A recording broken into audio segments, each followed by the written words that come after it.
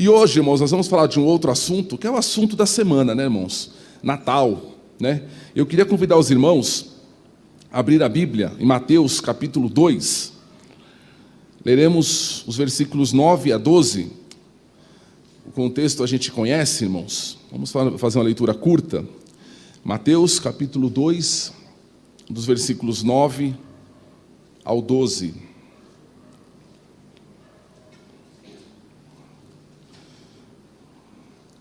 Os irmãos acharam? Mateus é o primeiro livro, irmãos, do Novo Testamento. Depois de ouvirem o rei, eles seguiram o seu caminho, e a estrela que tinham visto no oriente foi adiante deles, até que finalmente parou sobre o lugar onde estava o menino. Quando tornaram a ver a estrela, encheram-se de júbilo. Ao entrarem na casa, viram o menino com Maria, sua mãe, e prostrando-se, o adoraram. Então abriram seus tesouros e lhe deram presentes: ouro, incenso e mirra. E tendo sido advertidos em sonho para não voltarem a Herodes, retornaram à sua terra por outro caminho. Amém. Meus amados irmãos, existem dois eventos no nosso calendário que o mundo, que a nossa cultura, ela tenta de todas as formas descaracterizar. Dois eventos religiosos cristãos que o mundo faz de tudo, irmãos, para tirar o foco. É o Natal e a Páscoa. E um deles colocaram um coelho, ovo de chocolate. No outro, irmãos, colocaram um velho barbudo, gordo, que se veste muito mal, por sinal. Uma risada feia também, né? Já desatualizada. Tudo isso, irmãos, para tentar alterar o foco desses dias, para tentar alterar a história como ela foi registrada. Irmãos, e como às vezes, irmãos, a gente acredita mais no Natal que está lá fora do que no Natal que está na Bíblia. Para os irmãos terem ideia, veja só, em relação aos magos, por exemplo, alguém diz que eles eram reis, a Bíblia não diz. Alguém diz que eram 3, a Bíblia não diz, né? Dizem até o nome deles, o Belchior e os amigos. Alguém diz até que eram 4 e que o quarto se perdeu no deserto. Enfim, irmãos, tentam de todas as formas distorcer a verdadeira história bíblica. No contexto bíblico, irmãos, para você ter ideia, e é o texto que nós lemos, o encontro desses magos, desses homens, né, desses 3 cidadãos aqui, magos, a Bíblia chama de magos na NVI, nem sequer se deu da manjedoura. Esse negócio aí, irmãos, que está naqueles presépios, de que os 3 magos encontraram Jesus na manjedoura, não é bíblico. Eles encontraram com Jesus, irmãos, na casa. Se você ler o texto, irmãos, no versículo 11, fala assim: ao entrarem na casa, Jesus já estava numa casa. E acredita-se que Jesus tinha aqui já 2 anos de idade. Jesus tinha 2 anos, tanto é que quando Herodes deu o decreto, ele mandou matar todos os meninos de 2 anos para baixo. Jesus aqui não era, irmãos, uma pessoa que tinha acabado de nascer, né? Lá, os magos ajudaram no parto. Não tem nada dessa história, irmãos. Isso é tudo mentira, ok? Provavelmente aqui Jesus já tinha 2 anos de idade. Em relação à estrela, então, irmãos, fala-se tanta coisa que era uma guia, que era uma chamada de supernova, uma conjunção da estrela tal com a estrela tal, e formou tal, não sei o quê. Irmãos, também não existe. O que nós cremos e o que a Bíblia deixa claro é que foi um evento único e sobrenatural. Único e sobrenatural. Aquilo que aconteceu lá não vai acontecer hoje, não acontece mais. Foi um evento. Por quê, irmãos? Eu estava lendo a respeito dessas estrelas e dizem o seguinte, que elas apareceram para esses magos primeiro em Jerusalém, depois ela apareceu para eles em Belém. O movimento que a estrela fez, irmãos, foi do norte para o sul. Isso não é normal. O normal é do leste para o oeste. Ela anda do leste para o oeste. E essa daqui ela andou do norte para o sul. Então, irmãos, o que aconteceu aqui com essa estrela é sobrenatural e único. Só aconteceu aqui, não vai acontecer de novo, ok?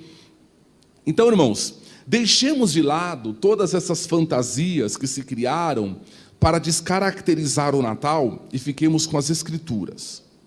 Vamos pensar um pouco, irmãos, na atitude desses homens hoje em relação a esta visita que eles fizeram a Jesus, né? Divinamente orientados, divinamente guiados, Deus os levou até ali, né? E como que foi essa visita? Em primeiro lugar, irmãos, o foco era o menino. O foco era o menino, ok? Veja só, o menino e a mãe, eles são citados 4 vezes no texto, nesse Mateus capítulo 2. E nas 4 vezes o foco é o menino. Versículo 11 diz assim, ao entrarem na casa, viram Maria e o menino, não é isso? Não, viram o menino com a sua mãe Maria. O foco era o menino. Não viram Maria e sua mãe, o foco é o menino. Irmãos, a igreja está firmada sobre o menino e não sobre a mãe dele. Quando eles entraram na casa, olha o versículo 2, irmãos, como é que o foco do texto é todo menino. O versículo 2, e perguntaram, onde está o menino? No versículo 8, qual foi a ordem de Herodes? Vão informar-se sobre o menino. No versículo 9, parou sobre o local em que o menino estava. No versículo 11, ao entrarem na casa, viram o menino. Então, o foco do texto, o foco do Natal, irmãos, é o menino. Normalmente, irmãos, quando a gente vai visitar alguém que teve filho, a gente fala que a gente vai visitar quem? A mãe. Não é verdade? Hoje em dia, eu vou visitar a irmã fulana, né? A gente nunca diz, vou visitar o bebê. Normalmente, a gente nem o nome do bebê a gente não sabe. Fica sabendo lá. Não é verdade? Não sabe nem se, tem uns que não sabem nem se é homem ou mulher. Fica sabendo na hora. Porque geralmente o foco das nossas visitas é a mãe. Mas aqui, irmãos, toda a atenção está no menino. O foco do texto não é a estrela. O foco do texto não é a mãe. O foco não são os magos. O foco é o menino. Perde-se tanto tempo, irmãos, falando da mãe e falando das estrelas, da estrela, no caso, que se esquece do menino. Sabe qual é o problema hoje, irmãos? O problema é que não sabe o que se fazer com o menino no Natal. Não sabe o que se faz com Jesus no Natal, né? O menino virou um problema no Natal, porque as pessoas querem comemorar, mas quando você vai falar do menino, não. O menino não. O foco é a festa, o foco são comes e bebes, o foco é a família, é o amor, é a esperança, é a união, é a prosperidade. Fala-se de tudo, menos do menino. Fala-se de amigo secreto, de panetone, de presentes, e tudo isso daí para ofuscar, irmãos, o foco que é o menino. Hoje, irmãos, o mundo comemora um Natal impessoal. Impessoal. Fala-se tanto do espírito natalino, como se esse espírito estivesse no ar. Não é verdade? Estivesse no vento, estivesse no próprio homem, no interior do homem. Tudo para tirar o foco do menino. Tudo para tirar o foco de Jesus. Já parou para pensar, irmãos, que Natal é um aniversário diferente? Por que é um aniversário diferente? Porque é o único aniversário que eu conheço onde o aniversariante não é bem-vindo. Às vezes você pode ir numa festa, irmãos, onde algum convidado não é bem-vindo.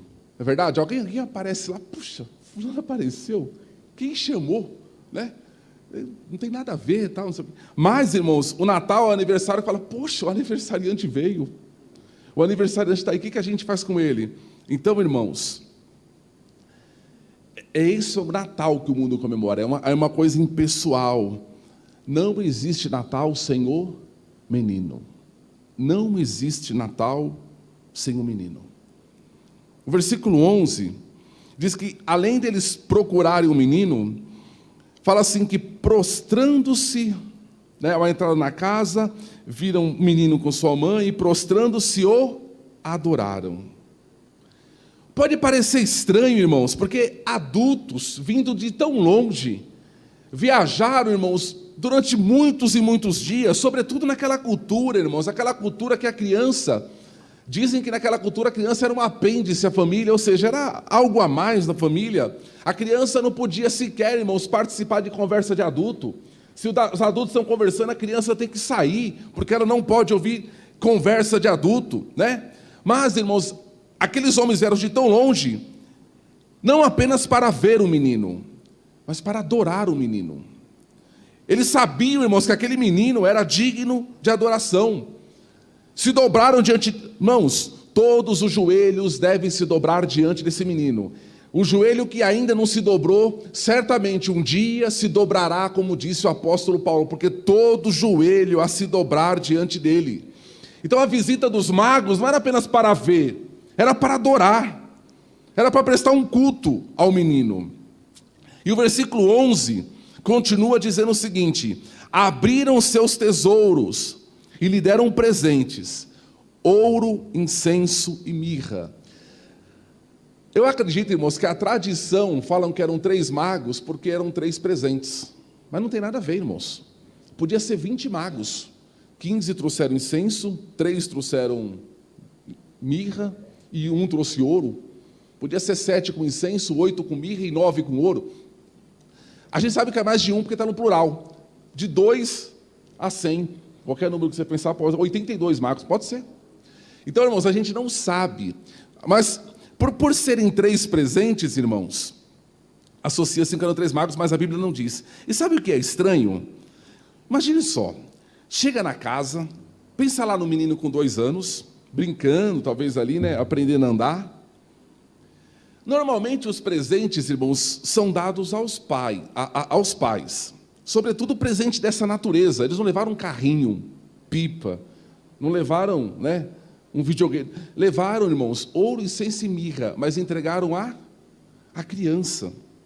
Os presentes que eles levaram, irmãos, foram entregues, e os pais eram pobres, os pais precisavam, mas foram entregues à criança. E o texto mostra, irmãos, que é Ele que a nossa vida deve ser entregue. Ele sabe o que fazer com ela. Não entregue, irmãos, aquilo que você tem a outra pessoa. Entregue a menino. Natal fala de entrega. Natal fala de encontro. Natal fala de adoração. E aí, irmãos, os presentes que os magos trouxeram, os 2 magos, os 3 magos, os 25 magos, não sei, ele é cheio de simbolismo. Por quê? Porque eles trouxeram ouro. Ouro. E ouro, irmãos, naquela época, era presente para reis, presente de rei. Quando os reis faziam acordos entre si, eles davam ouro como reconhecimento. E talvez, irmãos, esse ouro aqui acabou até servindo para financiar a viagem de Jesus para o Egito. Parece que era já Deus preparando, né, suprindo, provendo o necessário para o menino. Mas, quando aqueles homens entregam ouro ao menino, eles reconheciam que o menino era um rei. A realeza do menino, a realeza. Tanto é que quando foram a Herodes, o que eles perguntaram? Onde está o rei? Onde é nascido o rei? Eles sabiam que o menino era rei. Se cumpria, irmãos, Isaías 9, 6 e 7, que diz assim: porquanto um menino nos nasceu, um filho se nos deu, o governo está sobre os seus ombros, e ele será chamado maravilhoso, conselheiro, Deus forte, Pai da eternidade e príncipe da paz. Ele estenderá o seu domínio e haverá paz sem fim sobre o trono de Davi e sobre o seu reino, estabelecido e mantido com justiça e retidão. Levaram ouro ao menino. Qual era o segundo presente, irmãos, que eles levaram ao menino? Incenso. Incenso, irmãos, está ligado ao culto. Incenso está ligado ao papel do sacerdote. Quando o sacerdote se apresentava, irmãos, em favor do povo, ele oferecia o incenso para que o povo fosse aceito diante de Deus. Quando eles levam incenso ao menino, eles estavam querendo dizer: esse menino é sacerdote. Ele é sacerdote. Ele vai intermediar o seu povo diante de Deus. Ele vai apresentar um povo diante de Deus. Ele vai interceder por nós. E por causa dele, nós seremos aceitos diante de Deus. Com 2 anos, eles já reconheciam. Como dar incenso para a criança de 2 anos? Deram incenso. Reconhecendo, então, o sacerdócio de Jesus. E qual foi o terceiro presente, irmãos? O terceiro presente foi o presente mais estranho. Se alguém naquela época chegasse na casa, irmãos, sua, e levasse mirra para o seu filho, você jogava para fora. Por quê, irmãos? Porque mirra era usada para embalsamar defunto, embalsamar cadáver. Mirra era usada no sepultamento de alguém. Como, irmãos? Tanto é que as mulheres levaram mirra para embalsamar o corpo de Jesus. No domingo de manhã, chegaram lá, o anjo removeu a pedra, falou, ele não está aqui, ele está vivo. Mas elas levaram mirra para embalsamar o corpo de Jesus. Como levar mirra, irmãos, para um menino tão novo? Por quê? Apontava para a morte. Morte. Apontava o seguinte, esse menino veio para morrer. Ele é o morto da Bíblia, ele é o grande morto da Bíblia. Depois da manjedoura, ele estava destinado à cruz. Ao receber a mirra, irmãos, Deus estava mostrando que aquele menino seria o mais paradoxal da história. Por quê? Ele seria amado por muitos e seria o mais odiado por outros. Aquele menino, irmãos, ele traria alegria ao coração de muitos e traria ódio ao coração de outros. Então o seu nascimento, irmãos, traria pânico para alguns e festa para outros. Trouxe pânico para Herodes e trouxe festa para simples pastores. E o fato, irmãos, do incenso estar acompanhado da mirra, demonstrava que haveria um sacrifício e que esse sacrifício seria feito por ele mesmo. Ou seja, ele seria o sacerdote e ele seria o próprio sacrifício. Ok? Ele seria o morto. Ele intercederia com o seu próprio corpo. Glória a Deus por isso, irmãos. Jesus, irmãos, como nosso sumo sacerdote, irmãos, Ele intercede por nós, e diante da intercessão que Ele faz, irmãos, nenhuma condenação prevalece. Louvado seja Deus por isso. E Paulo vai falar, nenhuma condenação há. Nenhuma condenação, irmãos, consegue falar mais alto do que o sangue do menino, do que o sangue de Jesus. Por isso ele é chamado em Hebreus de o sacerdote perfeito. O Natal deve nos lembrar, irmãos, que nenhuma condenação prevalece contra a vida do crente. O menino, ele tem um incenso, porque ele é sacerdote. E o menino tem a mirra, porque ele é o nosso substituto, aquele que morre em nosso lugar. Irmãos, levaram mirra, pois apontava que o reino do menino seria uma ameaça. O reino de Jesus já falava de uma ameaça. Quando Herodes ouviu a pergunta, irmãos, onde está o rei? Versículo 3, quando o rei Herodes ouviu isso, ficou o quê? Perturbado. Na minha versão fala perturbado. Na dos irmãos também, perturbado. Ou seja, perguntaram para o homem que estava sentado no trono, onde está o rei? Como assim? Você chega para um homem que se assenta no trono e pergunta para ele, onde é que está o rei? Não é você não. O verdadeiro rei. Onde está o verdadeiro rei? Herodes ficou doido. E esse Herodes, irmãos, imagine só. Por isso que Deus fez com que José pegasse a sua família e fugisse para o Egito, para que o menino não fosse morto. Porque esse Herodes aqui era louco. Ele era louco. Para você ter ideia, este homem, ele se casou 9 vezes. A esposa preferida dele, ele matou. Ele matou. Este homem matou 300 oficiais da corte de uma só vez. Esse Herodes. Quando ele era velho, irmãos, o filho dele primogênito, o filho dele mais velho, ele olhou para o filho dele e falou assim, esse menino vai tomar meu trono. Era o filho dele, irmão, o mais velho. O que ele fez? Matou o filho mais velho. Ele matou o filho mais velho porque ele sentiu que o trono dele estava ameaçado. Quando ele ouviu falar que havia um rei em Belém, e o final do texto que nós lemos fala que os magos voltaram por outro caminho, não voltaram para Herodes, porque ele falou assim, vocês vão saber, e voltem para me dar informação para que eu também vá adorá-lo. Mas Deus falou para não, volta não. Deixa aquele miserável no vácuo, vai embora. Quando ele ficou sabendo que não voltaram, ele mandou matar todas as crianças em Belém de 2 anos para baixo. Irmãos, eu estava lendo os historiadores dizendo que Belém naquela época não era uma grande cidade, era um povoado. E calcula-se que morreu cerca de 30 crianças. Eles mataram de uma vez 30 crianças, até meninos de até 2 anos de idade. Imagine o pranto, irmãos, o choro naquele lugar. Então, irmãos, esse homem aqui era sanguinário. E ele se perturbou, irmãos, diante da ameaça de um rei que se aproximava. E sabe, irmãos, eu estava lendo Tim Keller às vezes ele é meio doido no que fala, né?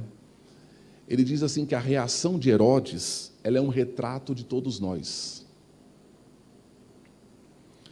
O reino desse menino ameaça um outro reino que está instaurado, sabe aonde? No nosso coração. Um reino de egoísmo, um reino de orgulho, um reino de querer fazer com que todas as coisas girem em torno de nós, um reino da dificuldade de perdoar. Ele diz assim: em cada um de nossos corações existe um pequeno rei Herodes, que enxerga o reino de Jesus como uma ameaça. Jesus é uma ameaça, irmãos, para o teu coração. Cada um de nós, irmãos, a gente no fundo, a gente fala que é crente, mas a gente quer ser dono da nossa vida. A gente fala que é crente, mas a gente quer ser o capitão da nossa embarcação. A gente fala que é crente, mas a gente quer ser o Senhor. E aí o Espírito Santo vem, irmãos, nesta noite e pergunta para nós: onde está o verdadeiro rei? E às vezes o nosso coração se perturba, o nosso coração se assusta, como assustou Herodes. Portanto, irmãos, o Natal nos leva a isso: um encontro, uma adoração e uma entrega. No Natal nos fala, irmãos, que quem procura a Jesus, o achará. Quem o achar, o adorará. Quem o adorar, se entregará a Ele. Quem um dia, irmãos, se encontrou com Jesus, o adorou e se entregou a Ele. E aí, irmãos, o que vai acontecer? Nunca mais vai andar no mesmo caminho, conforme diz o versículo 12. Há um caminho novo, há uma mudança de rota, uma mudança de coração, uma mudança de vida. Louvado seja Deus por isso. Irmãos, para a gente concluir, irmãos, essa reflexão aqui sobre o Natal, que o verdadeiro Natal esteja na tua vida, que o Natal das Escrituras, não o Natal do shopping, da loja, o Natal das Escrituras, irmãos, esteja na tua casa. Sabe, irmãos, existe o Natal revelado e o Natal escondido. Tim Keller, o nome do livro do Tim Keller é justamente esse, Natal Escondido. O reino desse menino, irmãos, em parte foi revelado, e em parte ainda se revelará. O reino desse menino, irmãos, que foi revelado, é um reino frágil, é um reino de fraqueza. É um reino, irmãos, de alguém que nasceu num estábulo, no meio de uma família pobre. O Natal, irmãos, da Bíblia, ele é desprezado pelo mundo porque não veio com as credenciais que o mundo exige. Ele não revelou status social, nem poder político que o mundo quer. Depois que José voltou do Egito com a sua família, irmãos, ele foi morar com o menino aonde? Nazaré. Nazaré. Uma cidade lá no norte, irmãos, do país, uma cidade atrasada. Uma cidade, irmãos, de gente indigna, sem expressão. Quando disseram para alguém lá sobre que Jesus vinha de Nazaré, a questão foi: poderia vir alguma coisa boa de Nazaré? Um lugar, irmãos, que aparentemente não poderíamos apresentar nenhuma resposta para as questões do mundo. Nazaré. Mal sabiam eles, irmãos, que a maior personalidade da história estava crescendo em Nazaré, crescia diante de Deus e dos homens. Sabe, irmãos, o homem nunca entendeu o trabalhar de Deus na história. Como nós, irmãos, nós que lemos a Bíblia, que conhecemos a palavra do Senhor, nós temos dificuldade de entender o agir de Deus na história. Por que isso, irmãos? A gente sempre lê na Bíblia que Deus ele está com o abatido. Não é verdade? Que Deus está com o pequeno. Que Deus, irmãos, ele está com o humilhado. Mas mesmo assim nós temos uma necessidade de autopromoção. Parece que somos como os discípulos até hoje. Quem de nós é o maior? Quem de nós sabe mais? Quem de nós faz melhor? Quem de nós... A gente não entende o agir de Deus. O mundo não entende. Por isso que o mundo jamais vai entender o sentido do Natal. Na antiguidade, irmãos, quando o filho mais velho recebia a herança, o pai morria, quem recebia a maior parte da herança? O filho mais velho, primogênito, todo o status da família estava sobre ele. E os outros filhos ficavam sem status, ficavam com a herança menor. E como é que Deus agiu na história? Deus agiu por meio de Abel, não de Caim. Deus agiu por meio de Isaac, não de Ismael.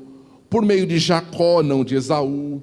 Por meio de Efraim, não de Manassés. Por meio de Davi, não por meio dos seus irmãos mais velhos. Era Deus mostrando na história o seguinte: a salvação vai vir da fraqueza. A salvação não vai vir da força. Viria por meio da aparente derrota. A salvação viria, irmãos, por meio da morte. Não do triunfo humano. Mas a gente não entende o agir de Deus na história. Numa época, irmãos, em que as mulheres eram valorizadas por duas coisas: pela beleza e pela fertilidade, pela capacidade de gerar filhos. A mulher, ela tinha o seu valor pela sua beleza e pela sua capacidade de gerar filhos. Aí Deus vai lá e escolhe quem? Agar, a velha. E não Deus escolhe Sara, a velha, e não Agar, a jovem. Deus escolhe Leia, não Raquel. A Leia, a desinteressante Leia. A Leia que Jacó não amava, Deus escolheu ela. Deus escolhe Rebeca, que não podia gerar filhos. Deus escolhe Ana, que não podia gerar filhos. Deus escolhe a mãe de Sansão, que não podia gerar filhos. Deus escolhe Isabel, mãe de João Batista, que não podia gerar filhos. Por quê, irmãos? Deus estava repetindo ao longo da história: eu escolhi Nazaré e não Jerusalém. Eu escolhi a menina que ninguém quer. Eu escolhi o menino que todo mundo esqueceu. Deus, irmãos, busca os fortes, os capazes. Deus busca o mundo, na verdade. O mundo busca os fortes, busca os capazes. O mundo busca os que se garantem. O mundo busca, irmãos, aqueles que se salvam sozinhos. Jesus disse: eu vim para os fracos. Eu vim para aquele que se reconhece fraco. E eu os salvarei não pelo que eles fazem, mas pelo que eu faço. Eu vim em fraqueza para salvar os fracos. A mirra, irmãos, que aquele menino recebeu, aponta para o fato de que no auge da sua vida, Jesus não subiria ao trono. No auge da sua vida, Jesus subiria numa cruz. Aprove a Deus, irmãos, salvar o homem pela sua fraqueza. Na cruz, irmãos, ele firmaria o seu sacerdócio. Na cruz ele estabeleceria o seu reino. Irmãos, o Natal, irmãos, vem para colocar os valores deste mundo de ponta cabeça. O nosso Natal, irmãos, ele não é impessoal. O nosso Natal, a gente não fala de prosperidade, de riqueza, de conquistas. A gente fala de uma pessoa que veio em fraqueza por causa da nossa fraqueza. O Natal aponta para... E às vezes, irmãos, eu fico pensando, né? A gente ora por uma pessoa. Você ora por uma pessoa e você fica às vezes imaginando a conversão dela. E ela vai se converter, Jesus vai aparecer para ele em glória, Jesus vai bradar, Jesus vai... E às vezes, irmãos, nada disso. Jesus vai se revelar na fraqueza. Jesus vai salvar por meio da manjedoura. Jesus vai salvar por meio da mirra. E a mirra aponta para a fraqueza. Louvado seja Deus. Somente os fracos, irmãos, podem realmente entender o sentido do Natal. Somente os fracos, irmãos, no Natal vão olhar para o menino.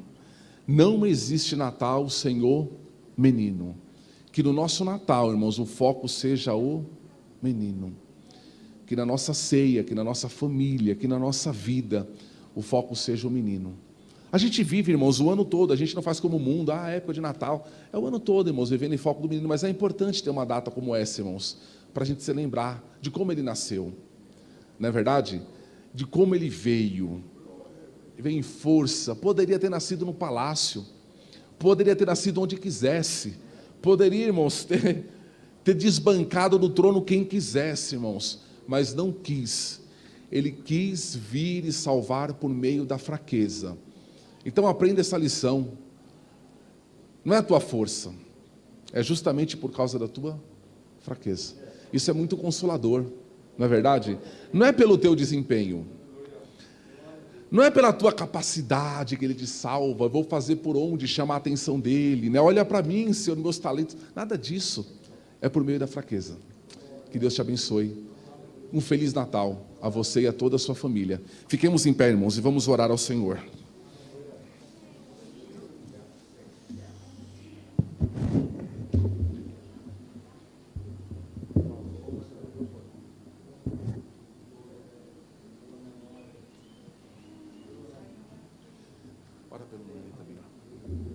Saúde a igreja com a paz do Senhor. Meu Deus, nós te louvamos, nós te agradecemos, ó Pai, por tudo quanto o Senhor tem feito em nossas vidas, meu Deus. Temos alimentado da Tua palavra, Senhor Deus, continue abençoando a Tua igreja, dando graça, dando vitória aos Teus servos que estão em casa, Senhor Deus, que têm ouvido essa palavra, Senhor Deus. Que foque, Senhor Deus, no alvo, meu Pai, que é o menino, meu Pai. Deus de misericórdia e de bondade. Ah, Deus amado, louvado e engrandecido é o nome de Jesus para sempre, Deus. Deus de misericórdia, te apresentamos, Senhor Deus, o teu servo nessa noite, o cantor Nano Azevedo, meu Pai. Dai graça e dai vitória a ele, Senhor Deus. Visita o leito, Senhor Deus. Neste momento, meu Pai, usa os profissionais da saúde. Dai graça e dai vitória, Jesus. Leva-nos em paz na tua graça, na tua misericórdia, Senhor Deus. Nos dai uma noite abençoada na tua presença, um resto de semana abençoado, Senhor Deus. Um Natal abençoado para cada família, Senhor Deus, representada nessa noite, meu Pai. Para a glória do teu nome nós te agradecemos. Amém. Erga suas mãos, irmãos. Que a graça do nosso Senhor Jesus Cristo, o grande amor de Deus, a comunhão e as consolações do Espírito Santo sejam com todos e todos digam amém. Deus abençoe, irmãos, em nome de Jesus.